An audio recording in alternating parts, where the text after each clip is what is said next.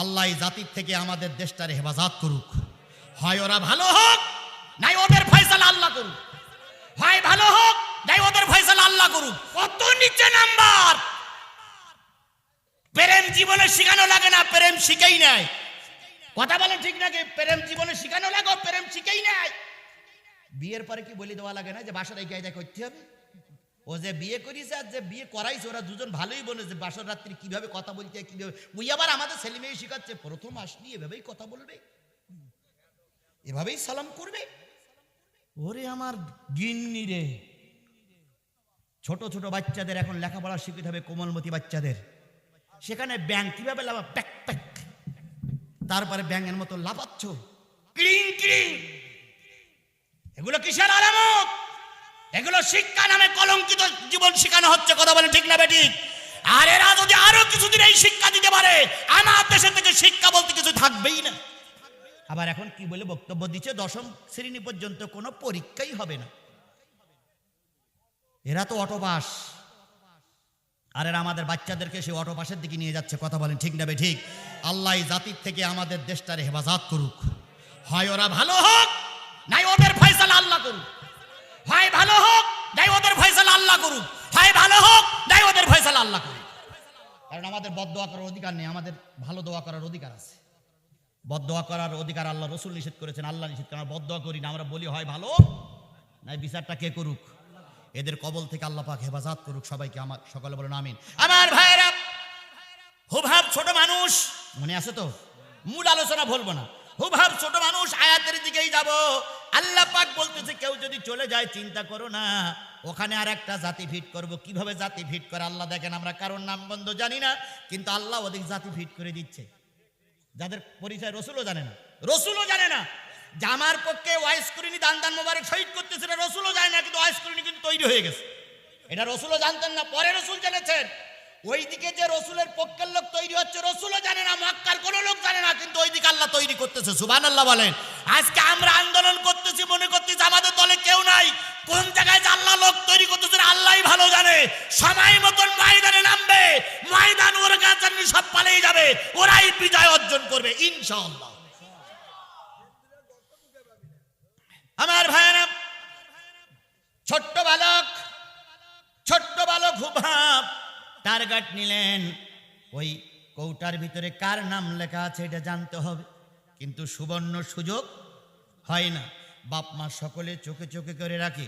হঠাৎ করে বাপ মা একদিন সকালবেলা ঘুম থেকে উঠে দুইজন খুশি খুশি ভাব, মনে হচ্ছে কোনো খেলাধুলো চলবে, কিন্তু ঘরে একটা 10-12 বছরের ছেলে আছে, এর সামনে কিছু করতে গেলে একটু লজ্জা লাগে, তাই ছেলেকে ছলে বলে কলে কৌশলে বাইরে বের করে দিতে হবে। তাই বাজান বলতেছে, খোকারে আব্বাজান রে, আমি তো একটা লোকালয়ের প্রেসিডেন্ট, আমি লোকালয়ের রাজা, আজ বাদে কালকে যদি মারা যাই তুই হবি কাবিলার রাজা, তোকে তো এই সম্পদ দেখা লাগবে, তুই ঘোড়ায় চড়ে যা, ওই খেজুর বাগানটা দেখে আয়, ওই কি বলে খেজুর বাগানটা দেখে আয়, গম বাগানটা দেখে আয়, গোড়া ছাগলগুলো একটু দেখে আয়, রাখালেরা কোথায় কি কাজ করতেছে একটু দেখে আয়, এই ফাঁকে আমাদের কাজটা আমরা সিদ্ধি করব। বালক চিন্তা করলো, আল্লাহ এই সুযোগে বাপমা আমাকে বাইর করে দিবে, নিশ্চয়ই বাপমা কোনো অন্যায় কাজে জড়িত হবে, এই সুযোগটা আমি বাপমাকে দেব না। বালক হুবহাব ঘোড়াশালার থেকে নামি দামি একটা ঘোড়া নিয়ে এবার ময়দানে চলে গেল। আর বাপ আর মা বাহির হয়ে বলতেছে, তাড়াতাড়ি নিয়ে এসো, টান মারা শুরু করি। খাবে ওরা দুইজন মদ। কি খাবে? মদ খাবে। মদ খাওয়া ভালো না খারাপ? কে বলেছে? ইয়া আইয়ুহাল্লাযীনা আমানু ইন্নামাল খামরু ওয়াল মাইসির ওয়াল আনসাবু ওয়াল আজলামু রিসসুম মিন আমালিশ শয়তান। হে ঈমানদারেরা, নিশ্চয়ই মদ খাওয়া, জুয়া খেলা, মূর্তি নির্মাণ করা আর লটারি খেলা, এই চারটি হলো শয়তানের নিকৃষ্টতম কাজ। তাহলে মদ খাওয়া কার কাজ? জুয়া খেলা কার কাজ? মোড়ে মোড়ে মূর্তি নির্মাণ করা কার কাজ? এটা কি আমার কথা না আল্লাহর কথা? এখন নেতা যদি বলে কথা বললি রাজনীতি হবে, তাহলে কোরআন নীতি বন্ধ করে দাও, কোরআন থেকে আয়াতটা তুলে দাও। মোড়ে মোড়ে মূর্তি নির্মাণ করা শয়তানের কাজ। তুমি পাগড়ি পরেও যদি মনে মূর্তি বানাও, নিঃসন্দেহ তুমি শয়তানের কাজ করছো। এখন মূর্তি ছাড়া কোনো উপায় নাই। ঘরে মূর্তি, স্কুলে মূর্তি, কলেজে মূর্তি, থানায় মূর্তি, মোড়ে মোড়ে মূর্তি, তারপরে কি বলে নদীর পাড়ে মূর্তি, এমনকি মাদ্রাসার ভিতরে মূর্তি ঢুকেছে। আমি চিন্তা করি আল্লাহ কবে এই মূর্তি জানি মসজিদের ভিতরে ঢুকে পড়ে, তাও মসজিদের ভিতরে ঢুকতেছে। কিছুদিন আগে দেখলাম বিশেষ এক নেতার জন্মদিন পালন করার জন্য নেতার মূর্তি মসজিদে দিয়ে জুতো পায়ে দিয়ে নেতারা মসজিদের ভিতরে বসে চেয়ারে বসে ওই মডেল মসজিদে বসে আলোচনা করতেছে। জুতা পায়ে দিয়ে যারা মসজিদে ঢোকে এরা মুসলমান নামের কলঙ্কিত মায়ের কলঙ্কিত সন্তান। তাও আমাদের দেখতে হচ্ছে, তাও আমাদের চেকে চেকে চেয়ে দেখতে হচ্ছে। কথা বলেন ঠিক না বেঠিক? আবার ওদেরকে দেখি আমাদের দেশের একজন মৌলভী বলতেছে ওরাই আল্লাহর জান্নাতি। হায় রে কপাল পোড়া মুসলমান, কার জান্নাতি বানাইলে আর কার জাহান্নামী বানাইলে ওটা তোমার বানানোর অধিকার নেই। বানানোর অধিকার কার? আরো জোরে বলেন কার? এখন আমার ভাইয়েরা চারটে কাজ হলো কার কাজ? শয়তানের নিকৃষ্টতম কাজ, খারাপ কাজ। হুভাব চলে গেলেন মাঠে, জালবি বা জালবিবির স্ত্রী মদ খেয়েছে। মদ বেশি খাইলে মাথা কি হয়ে যায়? টাল হয়ে যায়। তখন আর নিজের স্ত্রী কি মা কেউ বুঝতে পারে না। নিজের স্ত্রী ডাক দিয়ে বলে আম্মা একটু জল নিয়ে আয়। স্ত্রী চিন্তা করে এর কপাল পুড়িয়েছে, বোর কয় মা। এই মদ, এই জুয়া আমার দেশটা ছেয়ে গেছে। আপনার এখানে লোকালয়, এখানেও মদ জুয়া চলে না? এখানেও মদ গাঁজা ফেন্সিডিল এগুলো চলে। কথা বলেন ঠিক না বেঠিক? ওগুলো আপনারা ঠিক পান না, আমরা ঠিক পাই। কারণ আমার রাত 12টার পরে, এখন 12টার পর আমার ছেড়ে দিয়ে আমার যাইতে হবে। এ আম তলায়, এ জাম তলায়, ও ফুটবল তলায়, এ কাঁঠাল গাছ তলায়, এখানে সেখানে দেখি একদল বসে বসে ওই ওই ওই শুধু ঠেলে, শুধু ঠেল ঠেল, এরকম শুধু ঠেল ঠেল ঠেল ঠেলিয়ে যে কি আরাম পায় আল্লাহই ভালো জানে। ওই ঠেলে আর মাঝে মাঝে ওসি পাইকানা খা। কিছুদিন পরে দেখা যায় এই ছেলে বাপের খুন করেছে, এই ছেলে মারে মেরেছে। যে বাপ তার ছেলে মেয়ের কন্ট্রোল করতে পারে সেই বাপ মা কখনো ছেলে মেয়ের, সেই বাপ মায়ের গায়ে কখনো ছেলে মেয়েরা হাত দেয় না। ছোটবেলায় আদর দিয়েছ, এখন তোমার গালে থাপড় দেয়। হুজুরি যেই বলে হুজুরকে কান্দ কেন? হুজুর আমার ছেলে আমারে মেরেছে। তোমার ছেলে তোমাকে মেরেছে এটা তুমি তো একটা শিখাইছ। এই জন্য প্রত্যেক বাপ মারে বলতে হবে কন্ট্রোলের ভিতরে রাখেন ছেলে মেয়ে, কন্ট্রোলের ভিতরে রাখেন। চেয়ারম্যান মেম্বার সারা দেশের এই কাহালু থানার পুলিশ কি করবে যদি আমার ছেলে আমি কন্ট্রোলে না রাখতে পারে? পুলিশ কিছুই করতে পারবে না। পুলিশ আসলে ওরা মোড়ে মোড়ে ওরা ঠিক পায় যে বলে পুলিশ ঢুকতেছে, ওরা পুলিশ ঢুকে আড়ালে যায়। যেই পুলিশ চলছে আবার যেখানে মাল সেখান থেকেই দাঁড়ায়। আর পুলিশ তো ওসব দেখতে পায় না, নড়িয়ে পড়ে হুজুর দেখতে পায়, নড়িয়ে ছিড়ি হুজুর দেখতে পায়, নড়িয়ে ছিড়ি হুজুর দেখতে পায়। পেশা ফ্যান্দির খোঁজ, জুয়া খোর, তাড়িখোর, বেড়াক ভেঙে ধরা পড়িয়ে এসে সব দেখতে পায় না। যত নড়ি চড়ি হুজুর ধরতে পার, হুজুর ধরতে পার। আল্লাহ পাক আমাদের দেশটারে সকল বিপদ থেকে হেফাজত করুক। বালক চিন্তা করলো বাপ মা এখন কি টেনেছে? মদ টেনেছে। এখন দুইজনের ব্রেনটাল হয়ে গেছে, কাপড় চোপড় ঠিক নাই। এই ফাঁকে আমি ওই 19 নম্বর তাকের ভিতর থেকে কৌটাটা পড়ে এবার দেখবো ওখানে কার নাম পরিচয় লেখা আছে। ইউজাহিদুনা ফি সাবিলিল্লাহ, তারা মৃত্যুর আগ পর্যন্ত সত্যের জন্য চেষ্টা করবে। জাহিদুন শব্দের অর্থ কিন্তু চেষ্টা করা। জাহিদুন শব্দের অর্থ মারামারি করা নয়, খুনোখুনি করা নয়, কাটাকাটি করা নয়। জাহিদ শব্দের অর্থ কি? চেষ্টা করা। মুজাহিদ মানে চেষ্টা করা, জিহাদি মানে চেষ্টা করা। আমার নামের শেষে জিহাদি। কিছু লোক কয় হুজুর আপনি কোন জায়গায় জিহাদ করেছেন তাই নামের শেষে জিহাদি। আসলে জিহাদ মানে ওই মারামারি কাটাকাটি নয়। জিহাদ মানে ইসলামের জন্য চেষ্টা করা। যারা চেষ্টা করে তারাই মুজাহিদ, তারাই জিহাদি। আমার নামার শেষে জিহাদ আমি লিখতে বলি না, তারপরে কিছু লোক জিহাদি লেখে আর কিছু লোক সমালোচনা করে উনি কোন জায়গায় জিহাদ করতে গেছিল তাই জিহাদি। আমি কোন জায়গায় জিহাদ করতে গেছিলাম আমার সঙ্গে স্পেশাল বসো, স্পেশাল শুনে দেখো। আমার দুঃখের কথাগুলো যদি আমি প্রচাপ বলি, গাছের তোর তাজা পাতা, গাছের একদম তরু তাজা পাতা আমার ব্যথায় ব্যতীত হয়ে আমার চোখের পানি দেখে গাছের পাতা ঝরে ঝরে পড়বে। এমন দুঃখ কষ্ট পার করেও এখন আল্লাহ পাক এই পর্যন্ত বাঁচিয়ে রেখেছে।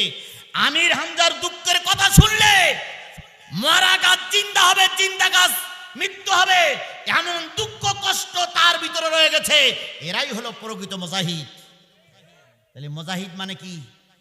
চেষ্টা করা। আল্লাহ বলতে ইউজাহিদুনা ফি সাবিলিল্লাহ। ওই সমস্ত মুজাহিদরা হকের পথে সত্যের পথে মৃত্যুর আগ পর্যন্ত কি করবে? চেষ্টা করবে। হুবহাব চেষ্টা করলো কি করে ওই কৌটাটা পাড়া যায়। এবার হুবহাব রাসূলের সঙ্গে বর্ণনা করতেছি, ইয়া রাসূলুল্লাহ, বাপ আমার কৌশল করলাম আমি যেন ওই কৌটাটা না পারি। এক সময় কৌটা পাড়ার জন্য আমি বইয়ের তাকের পর উঠলাম। 19 নম্বর তাক, 1 নম্বর, 2 নম্বর, 3 নম্বর, 4 নম্বর, 5 নম্বর, 6 নম্বর, 7 নম্বর তাকের পরের থেকে হাত উঁচু করে দেখলাম কৌটাটা এখন পাওয়া যাবে।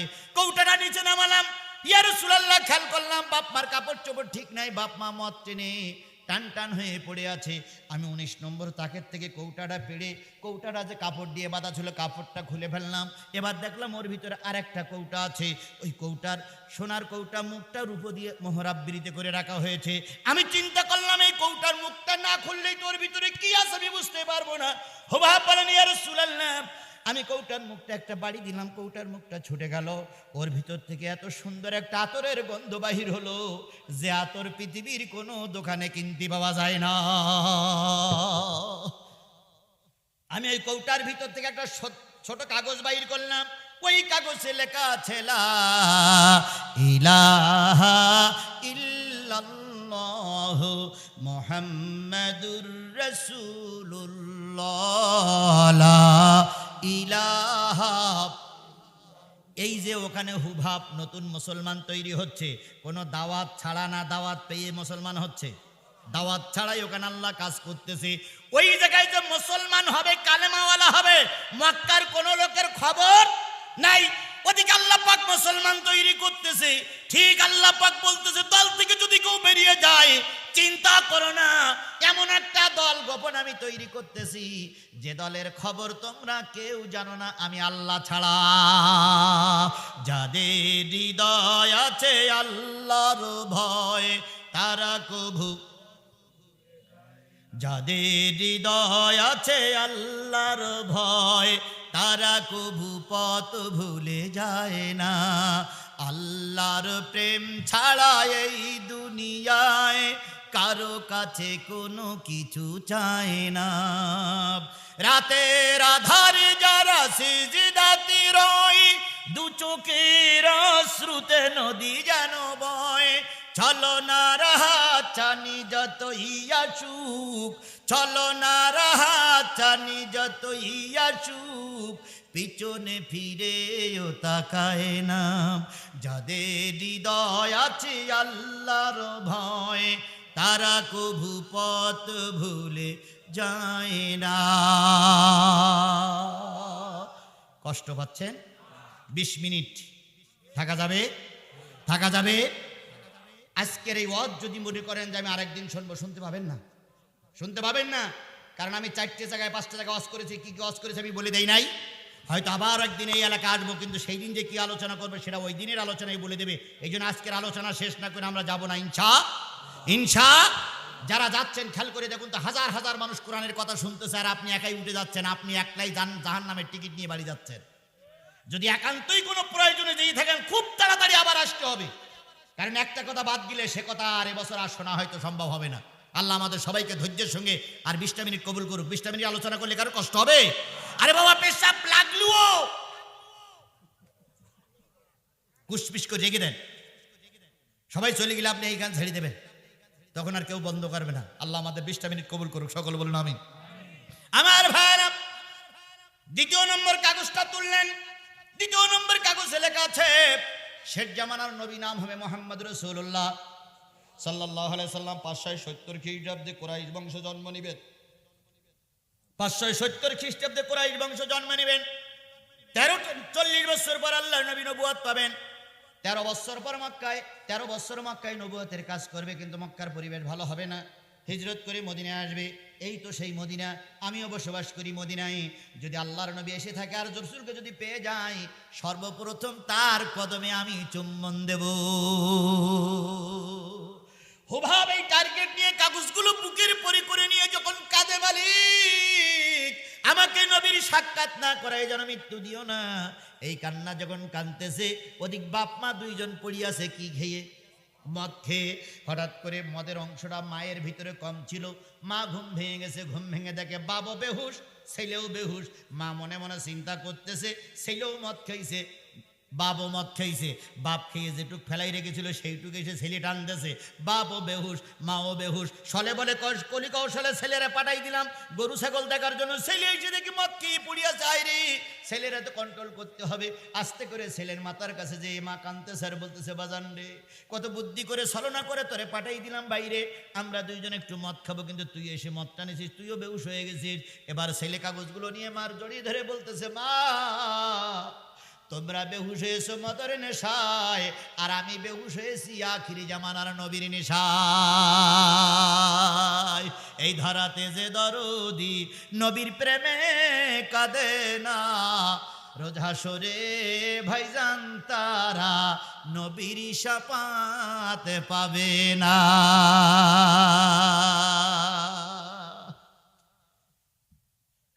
মান আহাব্বা সুন্নতি ফাকাদ আহাব্বানি ওমান আহাব্বানি কানা মায়া ফিল জান্নাহ। যে ব্যক্তি আমার একটা সুন্নতের মহব্বত করবে সে ব্যক্তি আমাকে মহব্বত করলো, আর যে ব্যক্তি আমাকে মহব্বত করলো সে ব্যক্তি আমার সঙ্গে কোথায় থাকবে? পাশাপাশি জান্নাতে থাকবে। আমার ভাইরা, বালক এই কথা বলার পরে মায়ের টনক নড়লে হাই রে হাই। এবার বাবার কাছে গিয়ে কানের ভিতরে সুশ্রুড়ি দিল, বাবার ঘুম ভেঙে গেল। কিরে কি হয়েছে? কয় দেখো তোমার ছেলে বেহুশ। কেন? কই কোন তাকের পরে কার নাম লেখা ছিল সেইটা পেয়ে গেছে। সুবহানাল্লাহ বলবেন না? বাপ যেই বলতে পারে কি হয়েছে? আব্বা তুমি 19 নম্বর তাকের ভিতরে সুন্দর করে যে নামটা সংরক্ষণ করে রেখেছিলে, আজকে তোমরা দুজন মদ খেয়েছো, সেই ফাঁকে কাম সারিস। বাবার রাগ হবে না? হবে না। বাপ রেগে গেল। এত হিকমত অবলম্বন করলাম, এত চেষ্টা করলাম, তারপরেও তুই সেই মত সেই নবীর নামটা খুঁজে বের করলি। বাপ এবারে ছেলেরে মারে, নবীর নাম ভুলে যা, নবীর কালেমা ভুলে যা। এবার ছেলে বলতেছে, বাজান তুমি না বলেছিলি না আখিরি জামানার নবী, তুমি তো আমাকে স্মরণ করাই দিয়েছিনি শেষ নবী। এই নবী হলো শেষ নবীর দাওয়াত দানকারী নবী। মা কানা মুহাম্মাদুন আবা আহাদিম মির রিজালিকুম ওয়ালাকিন রাসূলুল্লাহি ওয়া খাতামান নবীন। ইনি হচ্ছেন শেষ নবী, খতম নবী, শেষ নবী। তাই যদি হয় নবীর কালেমা পড়িছে মানে মারো কেন? ইহুদিরাও জানে বাইতুল মুকাদ্দাস মুসলমানের। কথা বলেন ঠিক না ঠিক? ইহুদির বাচ্চারাও জানে বাইতুল মুকাদ্দাস মুসলমানের, তারপরেও কিন্তু ওরা বাইতুল মুকাদ্দাস জোর করে দখল করে রেখেছে। এই জন্য আমেরিকার প্রেসিডেন্ট নাম কি? জো বাইডেন একজন ধর্ম গবেষক, ধর্ম যাজক জো বাইডেনের কাছে রেখে দিয়েছে। আর জো বাইডেন প্রতিদিন 1 ঘন্টা করে ওই ধর্ম যাজকের কাছে থেকে শোনে যে কবে তোমাদের হাদিসে কোরআনে কোথায় আছে সেই দাজ্জাল, কোথায় আছে সেই ঈসা, কোথায় আছে সেই ইয়াজুজ মাজুজ, কোথায় আছে ইমাম মেহেদি, কোথায় আছে সেই কিয়ামতের আলামত, বাইতুল মুকাদ্দাস কাদের হাতে যাবে, হাদিসগুলো আমারে শোনাও।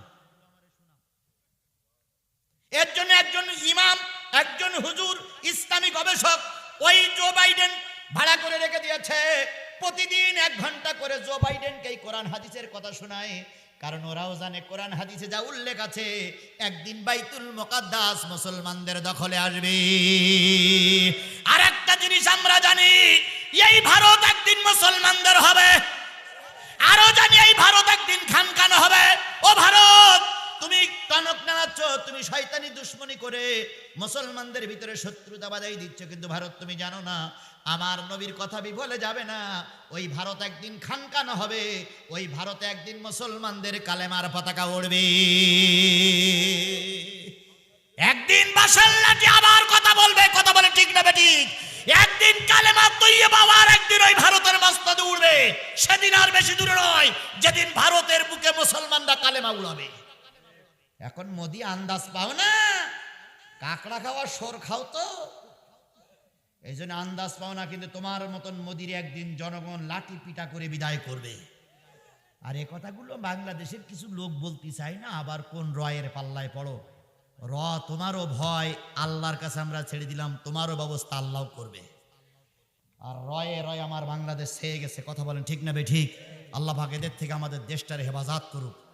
এদেশ কারোর করদর রাজ্য নয়, এদেশ কারোর ইজারা দেওয়া রাজ্য নয়। এটা স্বাধীন সার্বভৌম 18 কোটি মুসলমানদের দেশ। এদেশে মুসলমানরা সিদ্ধান্ত নেবে কি হবে না হবে, বাইরের কোন সিদ্ধান্ত আমরা মেনে নেব না। কি বলেন?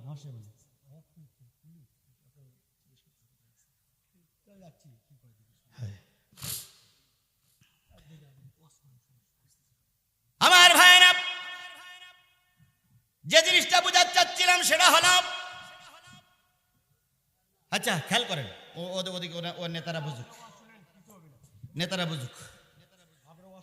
আমরা তো সরকারকে নামাই অন্য সরকার বসাইনি, আমরা সরকারকে নামাই অন্য সরকার বসাইনি, আর আমরা বসাবো না। আমরা এখানে সরকারের ভোট দিতে আসিনি। আমরা কোরআন হাদিসের কথা বলতে যেই কিছু কথা আসবে, এগুলো আমাদের বলতে দিতেই হবে। বাস সবাই ঠিক থাকেন, আল্লাহ হেফাজত করবে। আরেকটা জিনিস বলি, আমি আমার মাহফিল শেষ হবে, আমি বেরিয়ে যাব, তারপর আপনারা বেরোবেন। বাস আল্লাহ কবুল করে। আর কি সমস্যা? আমি বাংলাদেশের নাগরিক না? আমি কি উড়িয়ে আসছি নাকি? আমি কি ভারতের নাগরিক নাকি যে কিছুই বলতে পারবো না? কি মগের মুল্লুক নাকি যে কিছুই বলা যাবে না?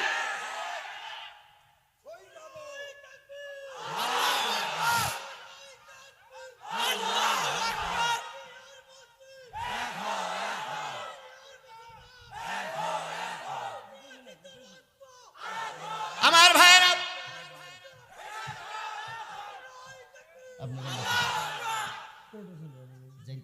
বসেন দিন, কিছু হবে না। আমি তো বলবই, আমি তো বলবই। এ লোকগুলো আসছে তো আমার কথা শোনার জন্য, বাস। আর না, যারা আছেন দয়া করে আমাদের কথা বলতে দেন। আমরা এখানে সরকার পরিবর্তন করার জন্য আসিনি। 1-2 ঘন্টায় যদি সরকার পরিবর্তন হয়ে যায়, তাহলে এই 40 বছর আপনারা কি করতেছেন? কোন সরকার পরিবর্তন করতে আমরা আসিনি। আমরা কোরআন হাদিসের কথা বলতেছি। প্রসঙ্গিক ক্রমে কিছু কথা আসতেছে, আমরা সেটা মাইনাস করার জন্য চেষ্টা করছি। কিছু কথা হচ্ছে, আল্লাহ পাক হেফাজত করুক। আমার ভাইরা, যে কথা বলতেছিলাম, যে কথা বুঝাতে চাচ্ছিলাম, সেটা হলো, ছেলেরা চুপচাপ বসো। যে কথা বুঝাতে চাচ্ছিলাম সেটা হলো, বালক হুভাব টার্গেট নিলেন, নবীর দলে চলে যাবে। নবীর দলে চলেও গেলেন। বাবা চেষ্টা করলো, যখন পারল না, বাবার পিটান যখন চলতে লাগলো, তখন মা চিন্তা করলো, বাপ তো রেগে গেছে, মেরেই ফেলবে। এখন নেতার কাছে যাই। সব দলের একটা নেতা থাকে, নেতার কাছে চলে গেল। নেতার নাম হলো কাব ইবনে আশরাফ। কাব বিন আশরাফের কাছে চলে গেল। কাব বিন আশরাফ বলল, কি হয়েছে? ছেলে কলেমা পড়েছে, বাপ পিটাচ্ছে। ছেলে নবীর কালেমা পড়েছে, বাপ কি করতেছে? পিটাচ্ছে। চলো তাড়াতাড়ি। কাব বিন আশরাফ আসলেন, সঙ্গে 3 জন বডিগার্ড, হয় ইবনে আবতার, আবু লুবাবা আর কাব বিন আশরাফ 3 জন আসলেন। ছেলেরে বললেন, কি হয়েছে? বাবা মার 19 নম্বর তাকের থেকে একটা কালেমা খচিত লেখা পড়তে নিষেধ করেছিল, আমি সেইটাই পড়েছি, নবীর পরিচয় পেয়ে গেছি, আমি নবীর কালেমা পড়ে মুসলমান হয়ে গেছি। আমার বক্তব্য ছিল, আমরা যারা করতেছি আর কেউ আছে কিনা আমরা কেউ জানি না, কিন্তু খোলে খোলে লোক তৈরি করে দিচ্ছে কে? আরো জোরে বলেন, কে তৈরি করে দিচ্ছে? এখন কালেমার দাওয়াত পৌঁছায়নি, তার আগে কালেমাওয়ালা হয়ে যাচ্ছে। কপাল যাদের ভালো, তারা অল্প কথায় হেদায়েত পায়, আর কপাল যাদের ভালো না, নবীর দাওয়াত শুনেও তারা হেদায়েত পায় না। আমার বন্ধুগণ, বালক হুভাব কালেমা পড়ে মুসলমান হয়ে গেলেন। বাবা পিটায়, নেতাই সে পিটায়, তারপরে তার সঙ্গে যারা আছে তারাও পিটায়। পিটাইতে পিটাইতে 5 জনে যখন অনেক ধমকা ধমকি দিয়ে বন্দি করে কিছুই করতে পারলো না, 5 জনের টার্গেট হলো, এবার ছেলের রিমান্ডে দিতে হবে। রিমান্ডে অত্যাচার নির্যাতন করলে দল পরিবর্তন করে হয়তো এই দলে চলে আসবে, হয়তো টাকার লোভ দেখাতে হবে, নাই পোল্ট্রিবাজের মতন পোল্ট্রি মারতে হবে, নাই একটা কিছুই বলতে হবে যাতে করে ঘুরিয়ে আসে। ওই পোল্ট্রিবাজ তখনও ছিল, ওই পোল্ট্রিবাজেরা এখনো আছে।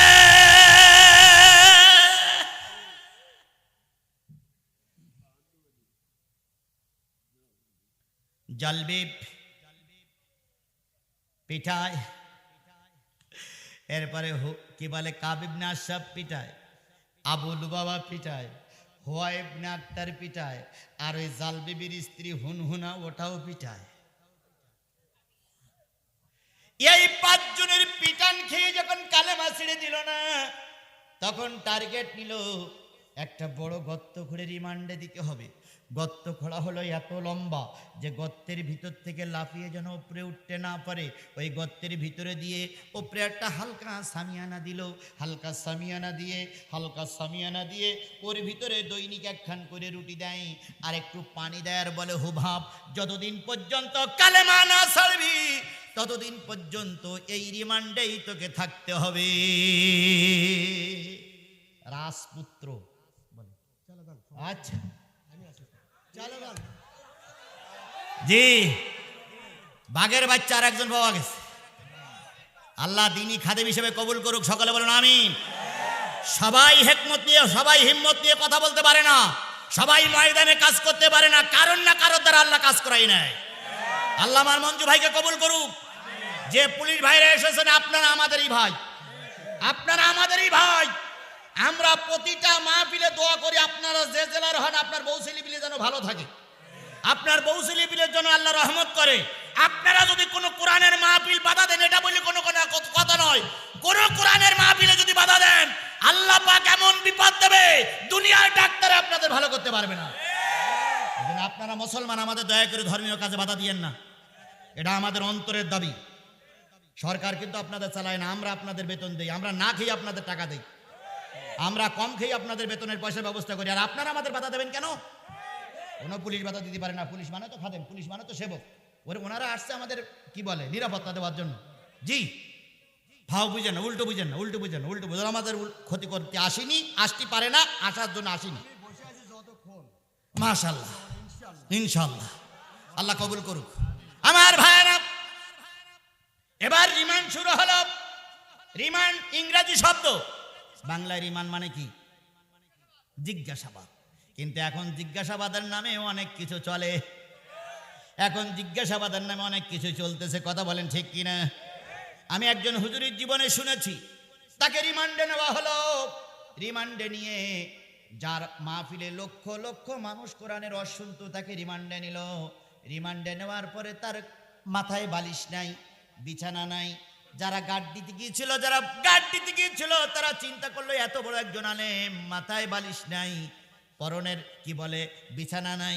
উনি পরের দিন চিন্তা করলেন, স্ত্রীরে বললেন, স্ত্রী একটা জায়নামাজ দাও, আর একটা কাপড় ভিতরে দাও। একটা কাপড় ভিতরে পড়লেন, আর একটা জায়নামাজ নিলেন।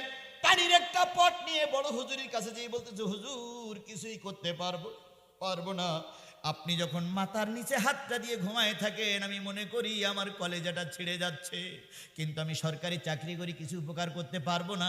পানির পটটা ভিতরে নেন, ওইটা বালিশ বানান, আর জায়নামাজটা ভিতরে নেন, নামাজ পড়বেন, আর মাঝে মাঝে ওর উপরে একটু শুয়ে থাকবেন। ও আমার বন্ধুরে, আজকে রিমান্ডের জিজ্ঞাসার নামে এমন জিজ্ঞাসা হয়, সুস্থ ছেলে জেলে যায়, সুস্থ ছেলে থানায় ধরা পড়ে, আর হাত কোলায় করে হাতের পরে করে কোর্টে হাজির করতে হয়। বাপ মায়ের দোয়া কবুল হয়, কথা বলেন ঠিক ঠিক কিনা? মাজলুমির দোয়া কবুল হয়। যারা দুনিয়ার মানুষের উপর জুলুম করছে, ওরা যে দোয়া করবে সেই দোয়া হাড়ে হাড়ে কাজে লাগবে। আমার একদিন কাঁদায়ছ, আল্লাহ এমন গজব দেবে মৃত্যুর আগ পর্যন্ত তোমার কাঁদা লাগবে। হুবাবকে রিমান্ডে নেওয়া হলো। 1 মাস পর হুবাবকে তোলা হলো। রাজপুত্র, শরীর স্বাস্থ্য টক বেগে লাল টকটকে চেহারা। 1 মাস পরে যখন আসছে তখন গায়ে গোশত নাই, তারপরে কি পরনের কাপড় একটাই, এত জীর্ণ শীর্ণ হয়ে গেছে। হুবাব আর সোজা হয়ে দাঁড়াতে পারে না। এবার 5 জন নেতা, জালবি, হুনহুনা, কাব ইবনে আশরাফ, আবু লুবাবা, হয় ইবনে আক্তার। আমি কত নম্বর হাদিস বলতেছি? 6201 নম্বর হাদিস। কোন কিতাব? মুসলিম শরীফ, না বুখারী নয়, মুসলিম শরীফ। এই কিতাবের হাদিসটা বলতেছি এই আয়াতের সঙ্গে। 1 মাস পরে যখন তোলা হলো, সোজা হয়ে দাঁড়াতে পারে না, চোখে দেখতে পায় না, কারণ 1 মাস কি বন্ধ করে দেওয়া হয়েছে? খাওয়া বন্ধ করে দেওয়া হয়েছে, পানি বন্ধ করে দেওয়া হয়েছে, গোসল নাই। 1 মাস পরে 5 নেতা সামনে যেয়ে বলল, বাজান নবীর কালেমা কি ভুলে গেলি নাকি রেখেছিস? এবার হুবাব ডাক দিয়ে বলে, বাজান 1 মাস পরে জানতাম নবী সাধারণ মানুষ, 1 মাস পরে জেনেছি নবী পৃথিবীর সর্বশ্রেষ্ঠ মানুষ। যদি ভালো মানুষ না হবে তাহলে তার কালেমা পড়তে তুমি বাধা দাও কেন? তুমি কেন নিষেধ করো? ওই দলটা যদি ভালো না হয় তাহলে ওই দলে এত আলেম ওলামা কেন? ওই দলটা যদি ভালো না হয় ওই দলে এত নামাজি কেন? ওই দলটা যদি ভালো না হয় ওই দলের ছেলেগুলো সোনার ছেলে হয় কি করে?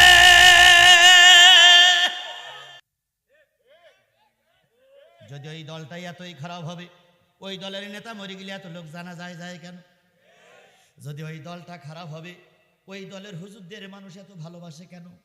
যদি ওই দলটা এত খারাপ হবে, তাহলে ওই দলের থেকে যে ছেলেগুলো বেরিয়ে আসে, এর চাইতে ভদ্র ছেলে আর বাংলাদেশে পাওয়া যায় না।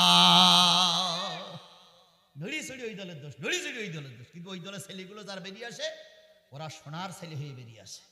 আমার ভাইয়েরা, বাপ্পার নির্যাতন আরো বেড়ে গেল, আরো অত্যাচার বেড়ে গেল। আল্লাহ রাব্বুল আলামিন বলে, বান্দা শোন, তুজাহিদুনা ফি সাবিলিল্লাহ ওয়ালা ইয়াখাফুনা লাউমাতা লাইমিন। ওরা যখন কালেমা পড়বে, ধর্মের কাজ করবে, পিছনে কে কি বললো ওই ভয় তাদের দিলের ভিতরে থাকবে না। ওরা সোজা পথে এগিয়ে চলে, পিছনের দিকে তাকানোর ভয় ওদের দিলের ভিতরে থাকে না। জালিকা ফাদলুল্লাহি ইউতিহি মাইয়াশা আল্লাহু ওয়াসিউন আলিম। জেনে নিও, এটাই হলো আল্লাহর পক্ষ থেকে বড় করুণা। এই করুণা আল্লাহ সবাইকে দেয় না, সব দলের নেতা কর্মীদের দেয় না। এই করুণা আল্লাহ পাক যাদের দেয় তারা বড় নিয়ামত পেয়ে গেছে। একজন বিশেষ দলের নেতা সেক্রেটারি, উনি আমাকে বলতেছে, হুজুর ছেলে মেয়ে বেদাও, তো আপনাদের দলের একটা ছেলে দেখেন তো। আমি বললাম, হায় হায়, আপনি এত বড় দলের সেক্রেটারি আর আমাদের দলের? বলছে, হুজুর আমাদের দলে যে কটা থাকে অধিকাংশ গাঁজাখোর, অধিকাংশ পাছাটা শুকিয়ে টুস্কান হয়ে গেছে, চোখ দুটো বড় বড়, মাথায় ইয়া চুল। কিন্তু হুজুর আপনাদের দলের ছেলেগুলো পাঁচ ওয়াক্ত নামাজি, ওরা মুরব্বীদের দেখলে সালাম দেয়, ওরা মুরব্বীদের দেখলে চেয়ার ছেড়ে দেয়, ওরা আমাদের সম্মান করে। এই জন্য আমি চিন্তা করছি আমার মেয়েটা যদি ওই ঘরে যায় চিরকাল সুখে থাকবে। এটা তোমরা স্বীকার করো, কিন্তু কাজ করার সময় কেউ করো না। কথা বলেন ঠিক না বে ঠিক? আগেই বলেছি, তিন গ্রুপ আমাদের কাছে টানে, কিন্তু আবার সময় হলে আমাদের গালাগালি দিতে একটুও দ্বিধাবোধ করে না। আল্লাহ পাক এদের থেকে আমাদের সহি বুঝ দান করুক, সকলে বলুন আমিন। আমার ভাইরা, বালক হুভাব যখন ফিরে আসলেন না, পাঁচ নেতা চেষ্টা করলেন কিভাবে চেষ্টা করে তাকে বের করা যায়। রিমান্ডের পরে যখন হলো না, আল্লাহ রাব্বুল আলামিন বলতে, এটা বড় করুণা। এই করুণা সবাইকে আল্লাহ দান করে না, হেদায়েত আল্লাহ সবাইকে দেয় না। যারে আল্লাহ হেদায়েত দেয় সে কালেমা পাওয়ার আগেই হেদায়েত পেয়ে যায়। এটা আল্লাহর বড় বড় নিয়ামত। এই নিয়ামত আল্লাহ যারে দিয়েছে সেই পেয়ে গেছে। আমার বন্ধুগণ, এবার জালবিব চিন্তা করলে এই ছেলের ময়দান থেকে ফিরানোর জন্য আরো নির্যাতনের মাত্রা বাড়াইতে হবে। এবার রাখালদের ডেকে বলল, এরে নিয়ে যাও, এরে নিয়ে যাও, হাত কড়া পরাও, পায়ে বেড়ি পরাও, কোমরে দড়ি পড়াও, এ যেন কোনো নড়াচড়া করতে না পারে। জঙ্গলে নিয়ে যাবা। তোমরা ছাগল গরু রাখো, ওই ছাগল গরুর যে পানি উঠাই খাওয়াতে হয়, ওই পানিগুলো আজকের থেকে আমার এই ছেলে উঠাবে।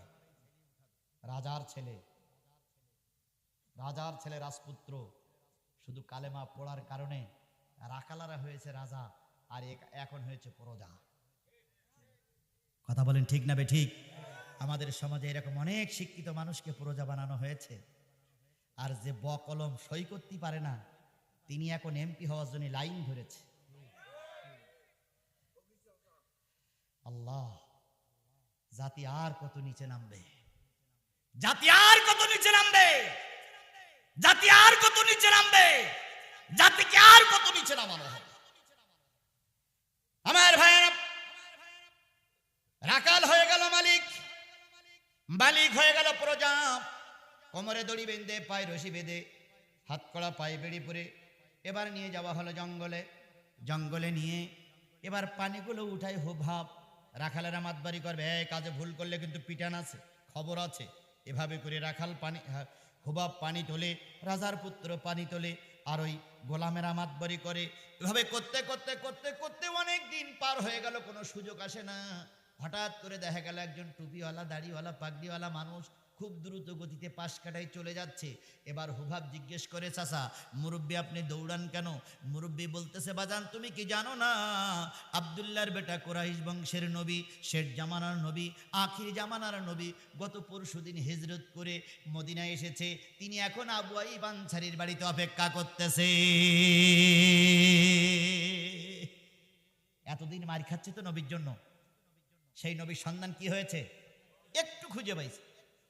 হুবহাব ডাক দিয়ে বলে, মুরব্বী আপনি কি নবীকে দেখেছেন? মুরব্বী বলে, হ্যাঁ দেখেছি, নবীর হাতে হাত দিয়ে কালেমা পড়েছি। এবার নবীর হাতে হাত দিয়ে কালেমা পড়া, মুখে একটা চুমা দিয়ে বলে, আমাকে কি সেই জায়গা পর্যন্ত নিয়ে যেতে পারবেন? লোকটি বললেন, তুমি ওই লাইনেই থাকো, আল্লাহ তোমার সন্ধান মিলাইয়ে দেবে। বলে লোকটি তার নিজের কাজে চলে গেলেন। এবার হুবহাব কান্দে, মালিক 2টা বছর কষ্ট করতেছি, দুঃখ নাই, কিন্তু এখন যখন তোমার নবীর সন্ধান পেয়েছি, দয়া করে নবীর চেহারা না দেখাই আমার মৃত্যু দিও না। কালো গগনে বিরাট মেঘ হলো, এখনই ঝড় নামবে, এখনই বৃষ্টি হবে, এখনই মহাপ্রলয় হবে। গতকালকে যেমন ঝড় বৃষ্টি হয়ে গেল, দেখতি না দেখতি বৃষ্টি। অনেক জেলায় আজকেও বৃষ্টি হয়েছে, আল্লাহ হেফাজত করেছে। যে আজকেও বৃষ্টি হতো, কোরআনিয়ার মাহফিলটা হতো না, মাদ্রাসার ক্ষতি হতো না, লাভ হতো? ক্ষতি হয়ে যেত। আল্লাহ ক্ষতির থেকে বাঁচিয়েছেন। আমি আমার কথাটা শেষ করব, আয়াত আর একটা বাকি আছে। এবার আমাদের শিক্ষা, এতক্ষণ আসছিলাম শিক্ষা কি, আর আমার এই কথাটা বলতে আর মাত্র 5 মিনিট সময় লাগবে। 5 মিনিট পরেই মনে হয় 12টা বাজবে নাকি? ও 12টা বার হয়ে গেছে, তাহলে আর 5-6 মিনিট সময় লাগবে। এই 5-6 মিনিট সময়টা আমার দেবেন? দেবেন? দেবেন? তাহলে যে যেখানে দাঁড়িয়ে আছেন বসেন, এবার বসেন, দোয়া হবে। না ভাই এখন উঠতে বলেন, এই লোক উঠলো কেন? 5 মিনিট টাইম করে উঠলো কেন? বসেন, দোয়া হবে। তার আগে কোন লোক কি আছেন, আর কোন ভাই কি আছেন, যেটা বলেছিলাম 10টা হাজার 5টা হাজার টাকা দেওয়ার মতন একটা লোক কি হয় না ভাই, যে আমি 10,000 টাকা দেবো, হুজুর একটু দোয়া করে দেন, আমি মুসাফির, আমি